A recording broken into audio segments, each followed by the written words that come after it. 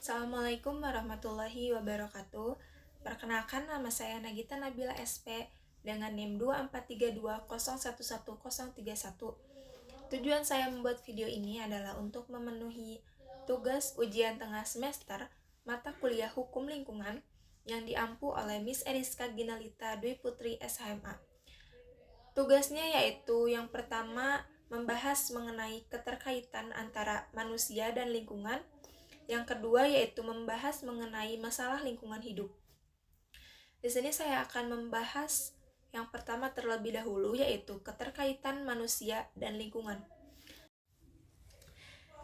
Sebelumnya saya akan membahas terlebih dahulu apa sih itu manusia dan apa sih itu lingkungan. Manusia adalah makhluk hidup yang memiliki akal, budi, dan juga kemampuan berpikir yang membedakannya dari makhluk lain. Secara biologis, manusia termasuk spesies Homo sapiens, primata yang berjalan dengan dua mata dan memiliki otak yang besar, yang kompleks, yang memungkinkan kemampuan kognitif yang sangat tinggi.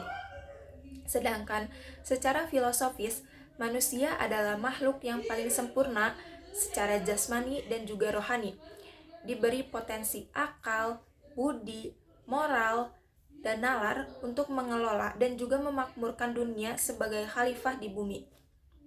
Nah, menurut Aristoteles, manusia itu disebut sebagai zoon politikon, yang dimana manusia ini adalah makhluk sosial yang selalu berhubungan dan juga bekerja sama dengan sesamanya untuk memenuhi kebutuhan hidupnya. Manusia ini tidak dapat hidup sendiri. Selain itu, manusia juga memiliki dimensi individu, sosial, dan juga ekonomi. Sebagai individu, manusia ini memiliki ciri fisik dan juga psikologis yang unik, serta kebebasan untuk berpikir dan juga bertindak. Sebagai makhluk sosial, manusia membutuhkan interaksi dan juga hubungan dengan orang lain. Sebagai makhluk ekonomi, manusia ini berperan dalam produksi dan juga konsumsi untuk memenuhi kebutuhan hidup lainnya. Lalu yang selanjutnya, apa sih itu lingkungan? Lingkungan adalah segala sesuatu yang ada di sekitar makhluk hidup dan juga memiliki hubungan timbal balik yang saling melengkapi dan juga saling mempengaruhi satu sama lain. Lalu, apa itu lingkungan hidup? Lingkungan hidup adalah sesuatu yang mencakup keseluruhan ruang yang terdiri dari komponen biotik dan juga komponen abiotik. Komponen biotik adalah makhluk hidup seperti manusia, hewan, dan juga tumbuhan. Komponen abiotik yaitu seperti benda tak hidup, seperti udara, tanah, dan juga cahaya matahari. Lingkungan hidup ini berperan sebagai habitat dan juga sistem ekologi yang sangat dinamis, perubahan pada suatu komponen dan mempengaruhi keseluruhan sistem. Oleh karena itu, menjaga keseimbangan lingkungan itu sangatlah penting agar kehidupan makhluk hidup dapat berlangsung dengan baik. Menurut Undang-Undang Nomor 32 Tahun 2009 tentang Perlindungan dan Pengelolaan Lingkungan Hidup, lingkungan hidup ini didefinisikan sebagai kesatuan ruang dengan semua benda, daya, keadaan, dan makhluk hidup, termasuk juga manusia dan perilakunya, yang mempengaruhi kelangsungan kehidupan dan kesejahteraan serta makhluk hidup yang lainnya juga. Nah, yang selanjutnya yaitu ada peran lingkungan bagi manusia. Lingkungan menyediakan sumber daya alam yang sangat penting bagi manusia, seperti udara, tanah, flora, dan fauna yang digunakan untuk memenuhi kebutuhan dasar termasuk pangan, sandang, dan juga papan. Lingkungan juga berfungsi sebagai penyangga kehidupan yang menjaga keseimbangan dan juga ekosistem dan mendukung keberlangsungan kehidupan manusia dan makhluk hidup lainnya juga. Lalu, bentuk interaksi manusia dengan lingkungan. Interaksi manusia dengan lingkungan itu bersifat timbal balik, yang dimana artinya manusia mempengaruhi lingkungan dan lingkungan juga mempengaruhi manusia. Interaksi ini dapat dibagi menjadi beberapa aspek utama, yaitu ada interaksi manusia dengan lingkungan alam, manusia menyesuaikan diri dengan alam. Misalnya seperti petani menyesuaikan waktu tanam di saat musim hujan, nelayan menyesuaikan waktu melautnya di saat dengan kondisi cuaca dan menghindari daerah rawan bencana. Selain itu, manusia juga memanfaatkan sumber daya alam dengan teknologi seperti membuat hujan buatan atau membangun bendungan untuk mengairi lahan pertanian. Yang selanjutnya ada interaksi manusia dengan lingkungan ekonomi. Lingkungan ekonomi berkaitan dengan kegiatan ekonomi manusia dalam memenuhi kebutuhan hidupnya seperti interaksi antara penjual dan pembeli di pasar atau proses produksi di pabrik. Manfaat interaksi ekonomi ini meningkatkan kesejahteraan masyarakat, yaitu dengan cara melalui lapangan pekerjaan dan juga pendapatan, menolong pertumbuhan ekonomi daerah dengan cara memanfaatkan potensi lokal, lalu juga memperkuat jaringan perdagangan dan mendistribusikan barang dan juga jasa. Interaksi manusia dengan lingkungan ekonomis merupakan proses yang sangat dinamis yang melibatkan berbagai aktivitas ekonomi yang saling mempengaruhi antara manusia dan faktor-faktor ekonomi di lingkungannya. Keseimbangan dan dukungan dari faktor-faktor pendukung itu sangat penting agar kegiatan ekonomi dapat berkelanjutan dan juga memberikan manfaat bagi masyarakat lainnya. Lalu yang selanjutnya yaitu adalah interaksi manusia dengan lingkungan budaya. Lingkungan budaya ini meliputi adat istiadat, norma, kebiasaan, dan juga kesenian. Contohnya seperti partisipasi dalam festival budaya ataupun gotong royong, membangun rumah.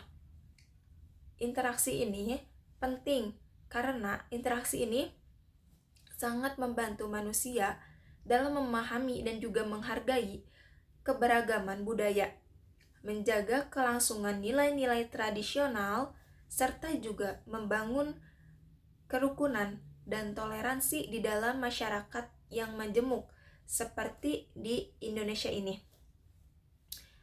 Dengan demikian, interaksi manusia dengan lingkungan budaya ini tidak hanya memperkuat identitas sosial saja, tetapi juga interaksi ini sangat mendukung keharmonisan kehidupan bermasyarakat. Interaksi manusia dengan lingkungan budaya adalah suatu proses dinamis yang dimana melibatkan adaptasi, pelestarian, dan pengembangan budaya dalam kehidupan sehari-harinya, yang dimana itu berperan penting dalam menjaga keberagaman dan juga keharmonisasian sosial. Lalu yang selanjutnya yaitu adalah ada interaksi manusia dengan lingkungan sosial. Lingkungan sosial ini terbentuk dari interaksi antara individu atau kelompok seperti kerjasama dalam keluarga, sekolah, atau komunitas. Interaksi sosial ini membangun rasa kebersamaan solidaritas dalam kerukunan dalam masyarakat. Melalui interaksi ini, manusia dapat saling memahami dan juga manusia dapat bekerja sama dalam menyelesaikan masalah bersama-sama untuk mencapai tujuan bersama. Interaksi sosial ini juga menjadi suatu dasar terbentuknya norma, nilai, dan aturan yang mengatur kehidupan bermasyarakat.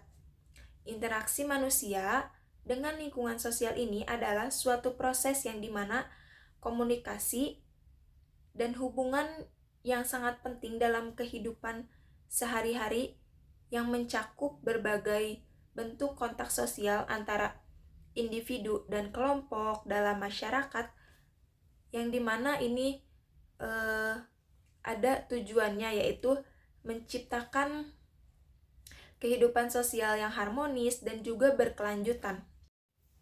Lalu apa sih dampak interaksi manusia dengan lingkungan sosial ini? Interaksi manusia dengan lingkungan sosial ini tidak selalu berdampak positif, tetapi ada juga dampak negatif yang muncul, seperti pencemaran lingkungan akibat pembuangan sampah sembarangan, perubahan penggunaan lahan yang menyebabkan deforestasi dan kerusakan ekosistem. Contohnya adalah seperti limbah industri yang mencemari sungai dan juga tanah, atau pembukaan hutan untuk perkebunan yang mengurangi keanekaragaman hayati. Lalu yang selanjutnya ada pentingnya kelestarian lingkungan. Karena manusia sangat bergantung pada lingkungan, menjaga kelestarian dan keseimbangan lingkungan menjadi sangat penting agar kebutuhan hidup manusia ini tetap terpenuhi secara berkelanjutan. Upaya yang dapat dilakukan atau pencegahan yang dapat dilakukan antara lain yaitu pengelolaan sampah yang baik, reboisasi, dan perlindungan habitat alami. Hubungan manusia dengan lingkungan ini harus berjalan secara harmonis, karena agar menyeimbangkan kelestarian ekosistem dan juga agar ekosistem ini tetap terjaga. Manusia sebagai komponen lingkungan yang sangat atau yang paling dominan harus bertanggung jawab dalam menjaga kelestarian lingkungan, yaitu dengan cara melalui pengelolaan yang baik, termasuk penataan, pemanfaatan, dan juga pemeliharaan atau pemulihan lingkungan hidup. Lalu, manusia ini juga harus mengelola kehidupan secara berkelanjutan, yang dimana yaitu memanfaatkan sumber daya alam tanpa merusak fungsi ataupun kualitas dari lingkungan tersebut. Pembangunan yang berwawasan menjadi kunci agar kebutuhan manusia tetap terpenuhi tanpa mengorbankan ekosistem dan juga kesejahteraan generasi yang mendatang. Hubungan manusia dengan lingkungan adalah suatu hubungan yang dimana itu adalah saling mempengaruhi dan juga tidak bisa dipisahkan satu sama lain. Manusia memanfaatkan lingkungan untuk memenuhi kebutuhan hidupnya, dan sedangkan lingkungan juga memerlukan perlindungan dari manusia agar lingkungan ini tetap terjaga lestari dan juga agar lingkungan tetap mendukung kehidupan manusia di masa depan. Oleh karena itu, pemahaman tentang keterkaitan lingkungan dan manusia atau interaksi manusia dengan lingkungan ini sangatlah penting untuk membangun kesadaran yang menjaga lingkungan demi kebaikan bersama. Lalu yang kedua yaitu membahas mengenai masalah lingkungan hidup. Masalah lingkungan hidup adalah suatu kondisi atau situasi di mana terjadi gangguan, kerusakan, atau perubahan yang negatif pada komponen-komponen lingkungan yang mengakibatkan terganggunya keseimbangan ekosistem dan juga menurunnya kualitas lingkungan. Masalah lingkungan hidup ini muncul biasanya karena aktivitas manusia yang tidak berkelanjutan, seperti penggunaan sumber daya alam secara berlebihan, serta polusi yang sangat merusak udara, air, dan juga tanah. Tetapi selain itu, perubahan iklim dan hilangnya keanekaragaman hayati juga termasuk bagian dari masalah lingkungan hidup yang kompleks dan saling terkait.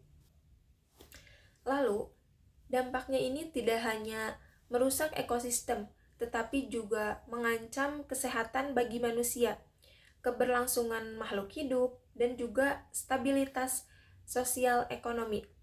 Masalah ini memerlukan penanganan terpadu dan juga berkelanjutan agar lingkungan hidup ini tetap lestari dan dapat mendukung kehidupan generasi sekarang dan juga generasi masa depan yang akan datang.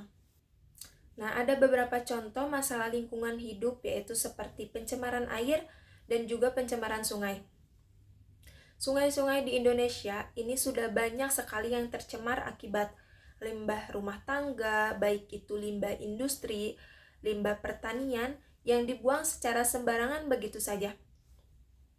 Pencemaran ini menyebabkan kematian ikan dan juga rusaknya ekosistem sungai yang sangat penting bagi masyarakat. Lalu contoh selanjutnya ada deforestasi yang terjadi secara masif. Deforestasi di Indonesia ini masih menjadi suatu masalah utama, yaitu terutama di wilayah Kalimantan, Sumatera, dan juga di wilayah Papua. Yang selanjutnya ada penebangan liar dan alih fungsi lahan hutan untuk perkebunan kelapa sawit, pertambangan, dan pembangunan infrastruktur yang terus berlangsung dengan sangat laju dan juga sangat tinggi. Walhi memprediksi laju deforestasi bisa mencapai 600.000 hektar pada tahun 2025. Lalu yang selanjutnya ada dampak kerusakan hutan. Kerusakan hutan ini menyebabkan hilangnya habitat satwa liar, mengancam keanekaragaman hayati, serta meningkatkan emisi gas rumah kaca yang juga mempercepat perubahan iklim global. Deforestasi juga memperburuk degradasi lahan gambut yang berfungsi sebagai penyimpan karbon yang sangat penting. Lalu contoh selanjutnya yaitu ada pencemaran lingkungan. Nah, selain deforestasi, pencemaran lingkungan ini menjadi suatu masalah yang serius juga, yang dimana limbah industri dan domestik mencemari sungai-sungai besar seperti Sungai Citarum dan juga Brantas, serta laut juga di wilayah sekitar, yang dimana sampah plastik ini menjadi salah satu penyumbang terbesar di Indonesia, juga mengancam ekosistem laut dan kesehatan manusia melalui rantai makanan. Lalu contoh selanjutnya juga ada pencemaran tanah, yang dimana sampah yang dibuang secara sembarangan dan juga ada misalnya aktivitas pertambangan sangat menyebabkan pencemaran tanah yang dapat mengurangi kesuburan dan produktivitas suatu lahan. Lalu contoh selanjutnya yaitu ada seperti banjir dan juga kekeringan. Berkurangnya daerah resapan air akibat pembangunan dan juga perubahan iklim menyebabkan banjir di beberapa daerah. Sementara kekeringan mengganggu kehidupan masyarakat dan juga pertanian. Lalu contoh selanjutnya yaitu ada polusi udara, yang dimana kualitas udara di kota-kota besar seperti Jakarta, Surabaya, dan juga Medan ini menurun drastis akibat polusi kendaraan bermotor, pembangkit listrik berbahan bakar fosil, dan juga aktivitas industri. Ini berdampak pada kesehatan masyarakat, terutama dalam meningkatnya penyakit pernapasan seperti asma dan juga bronkitis. Lalu ada contoh selanjutnya yaitu kenaikan permukaan air laut, yang dimana kenaikan permukaan air laut ini pemanasan global yang menyebabkan naiknya permukaan air laut yang mengancam wilayah pesisir seperti Jakarta Utara, lalu Semarang, dan pantai utara Jawa. Fenomena rob yang semakin parah yang mengancam tempat tinggal dan penghidupan masyarakat berpotensi memicu migrasi yang sangat besar. Lalu, kebijakan dan tantangan pengelolaan lingkungan. Beberapa kebijakan pemerintah seperti Peraturan Pemerintah Nomor 42 Tahun 2021 yaitu tentang kemudahan proyek strategis nasional dianggap memperparah suatu kondisi lingkungan karena memberikan diskresi yang dapat mengabaikan suatu aspek lingkungan seperti proyek food estate yang bertujuan untuk ketahanan pangan, justru itu meningkatkan suatu deforestasi dan juga konflik agraria serta degradasi lahan gambut.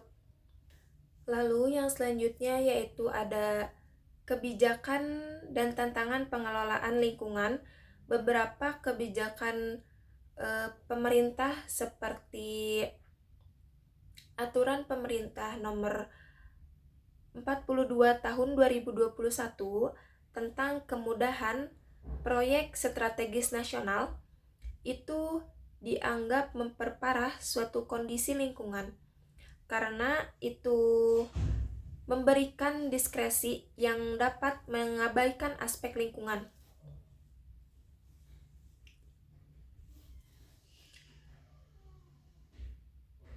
Seperti proyek food estate yang bertujuan untuk menjaga ketahanan pangan, justru itu meningkatkan deforestasi dan juga menyebabkan konflik agraria serta degradasi lahan gambut.